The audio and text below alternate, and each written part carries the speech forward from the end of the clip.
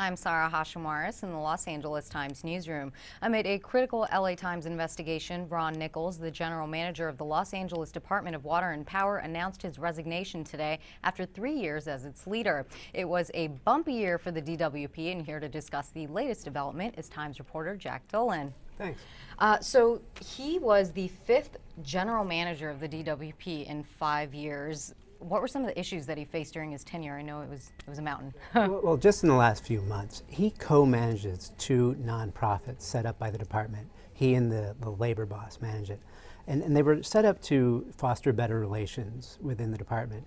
Over the last decade or so, they've spent $40 million, and Nichols has been either unwilling or unable to account for that spending. You know, was it travel, was it parties, was it perks? Nobody knows, and he hasn't been able to get answers, even though all the city's elected officials have been demanding them for months now.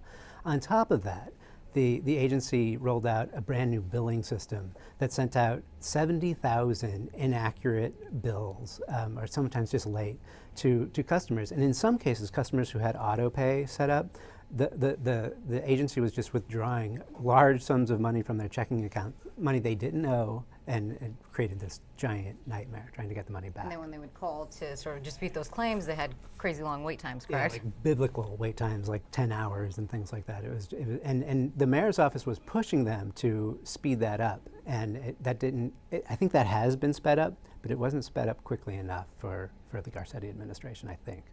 Now, Nichols sort of bought some sort of stability to the DWP in terms of the whole revolving door effect. How will his resignation have an impact on the relationship with the major labor union? Well, that's the question everybody's asking today, because it's just natural, right? If you're in an organization and you think the guy at the top, the leader, is not likely to be there long, who's going to get your loyalty, right? It's the leader who has been around a long time, and in this case, it is the union boss, Brian Darcy. And so the question is, how can Garcetti find somebody he can install who will actually be able to run the organization? Because effectively, the union has been running it for a long time. And any indication whether Garcetti will look outside of the organization, or? That's what we're hearing, but you know, it's too soon to tell. All right, great. Well, thank you so much for the insights, Jack. You can keep up with the coverage on LATimes.com and on Twitter @LANow.